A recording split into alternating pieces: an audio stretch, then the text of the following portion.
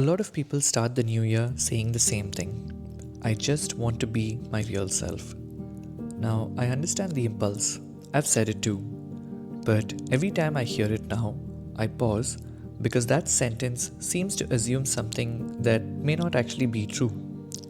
It assumes that there are two versions of you, a fake one you've been performing and a real one that you're supposed to finally discover. Now, that idea does sound exciting, but it's actually what keeps most people stuck. Because once you believe there's a fake you, everything you've done before this moment starts to feel unsure. Every compromise becomes a flaw. Every cautious decision becomes a failure of your character. And every moment you didn't live authentically becomes evidence. And suddenly, growth doesn't really feel like growth anymore. It feels like an escape plan. But here's something to think about. Maybe, just maybe, there was never a fake you. There was only one you, just responding to different circumstances. When you stayed quiet in a room where speaking up felt scary, that wasn't you being inauthentic.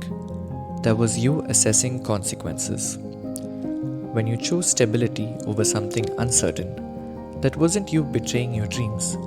That was you making a decision with limited information and some very real responsibilities on your shoulders. When you followed a path that looked sensible but felt wrong over time, that wasn't you lying to yourself.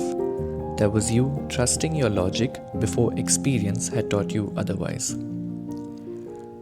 Every version of you was making the best call that it could with what it knew back then. The problem actually isn't those choices.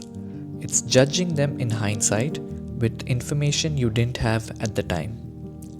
Hindsight is very confident, but it's also unfair. And when you do this, self-improvement can often feel hostile. And that's why so many people feel blocked when they try to work on themselves, because they're starting from a place of rejection rather than clarity.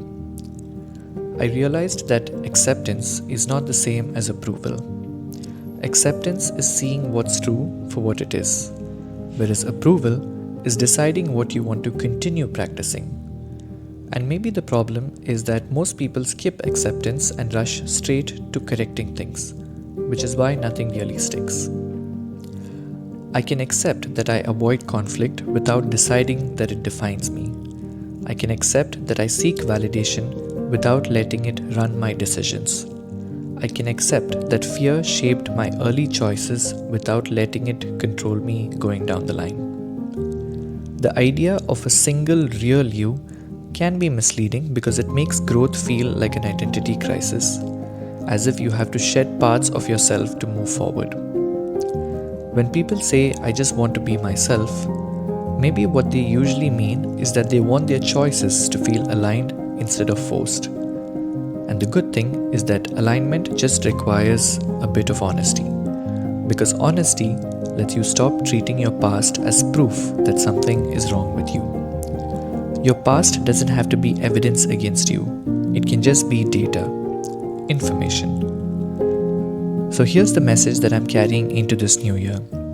Yes, I can work on becoming more authentic and more intentional, but I don't need to be at war with who I was to do that. I can accept the versions of me that already existed and understand why they did what they did, and then deliberately decide what I want to do next. Acceptance and change can go hand in hand. These aren't opposing ideas, they're actually sequential. Acceptance comes first and change comes later. And so, I accept every version of myself. The funny one, the mature one, the kind one, the uncertain one, and even the messy one. None of them were mistakes. They were just attempts. And now that I'm done fighting with them, I finally have a solid place to build from. One that's truly and completely me.